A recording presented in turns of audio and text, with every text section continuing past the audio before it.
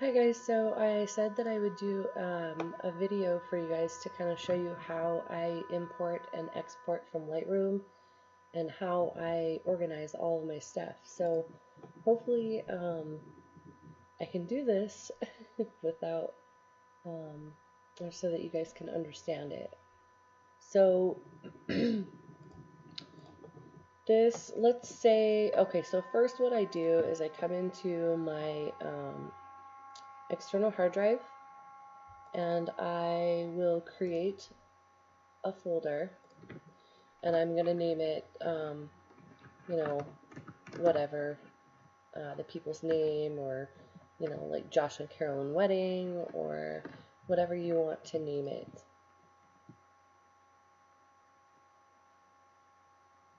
I'm sorry, my computer's running super slow tonight, so hopefully this doesn't take too long. And then I will create another folder inside that folder that says originals, or raw images. And that's where I'm going to copy my files from my SD card. So I come into my SD card and I've got some files already in there. So I'm going to copy them or cut them and paste them in here. And I always put a backup copy on the ones that I am currently working on. So I'll paste them into a separate external hard drive.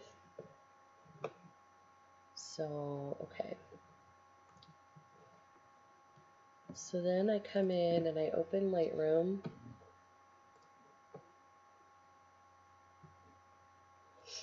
And while we're waiting, I'll go, oops. Default. So while we're waiting, I'll show you kind of what I do. So you can come in here, and I also make two other files. Well, maybe. So I make a print file. Oh my goodness. Well, it's not letting me. So I make a print file, and then I make a social media file for my exports.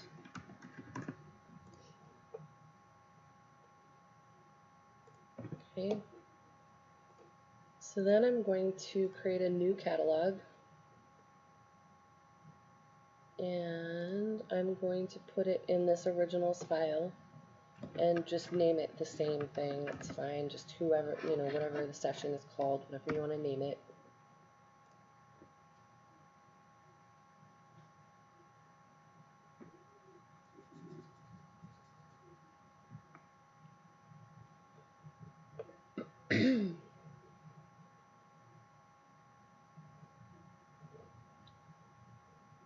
Oh my goodness, it's so slow tonight. I'm sorry, guys. I was hoping this video wasn't going to be that long, but obviously when Lightroom doesn't want to cooperate, it takes a little bit longer. So once I'm in here, then I'm going to import all of the photos from my session. So I want to choose the external hard drive that I placed them on. Let's see. Test, and then I want to pick the originals file and import those photos. So if I'm doing a wedding, I'm going to cull them first. So this is kind of what I was talking about in the post.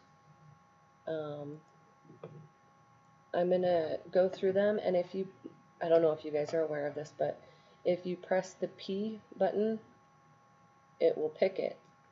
So it'll flag the photos that you want. So as I go through, I just pick the ones that I want, and the rest of them I'll just leave. So once I've picked all of the ones that I want, I'm going to come down here and you'll see the Smart Collections, and then you're going to create a new collection. And I label this Keep and Set as Target Collection. Okay, so now you've got two collections down here, and I want to select flagged photos. So you can see it select all of the ones that I had picked. Right click and you're going to add to target collection. So then if you come into this folder, you'll see just those photos that you picked. You still have all of your photos in the Smart Collection, but you'll see the keep photos here that you want to edit and export. If you want to go further, sometimes what I do, and I don't know if this is the best way to do it, but sometimes if I want to do like a sneak peek and I want to pick those that I want to do a sneak peek of, I'll create a new collection, set as target, and create. And then what I'll do is I will unpick the ones that I want for, let's see, I do this kind of backwards. You can either unpick them, or you can pick the one, or keep the ones picked. I know this is kind of confusing, but you can keep the ones that you want for the sneak peek as flagged and unflag the rest of them. So let's say I wanted this one in my sneak peek right here. I would keep that flagged and unpick the rest of them. Come on. So then I would just do the same thing. I would select flagged photos and add to target collection. So then I have this photo for my sneak peek, or however many photos you want in there, and then I have my keep photos. Okay. And after you're done, if you want to separate the two completely, then you can just remove this one from the collection. So then you've got your keep photos, and then you've got your sneak peeks that you know you've already edited. Like I said, I'm sure there's probably a better way to do this. This is just my workflow. So then once I have edited the photos and I want to export them, so we'll just do a couple tweaks here. Oops. So then I just right click and you can export, and then you just choose your folder and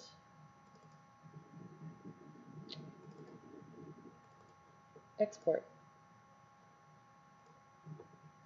So the good thing about doing it this way is no matter where I move this test folder, I could move this to, you know, completely different external hard drive, and I will always be able to open it. Oops. Cancel. So when I open this originals file, you'll see this little folder that it created is your Lightroom category. So then I can just open it up straight from wherever it's at. And I don't have 1,000 photos being loaded into my Lightroom. So it makes it super convenient if you want to, you know, move different sessions around to different external hard drives, things like that. It just keeps things really, really organized. So once it opens back up, you'll see that everything that I did is still there. So you've got your sneak peek and your keep folder. See, if we come back here, you can see all of my all of my sessions are set up that way. So if I go into any one of these sessions, I'm going to have this folder with the Lightroom catalog in it. So just makes it super convenient. I have all of my original photos, and then I have my prints and my social medias all right there. So I hope that made sense to you guys, and I hope that helps you out.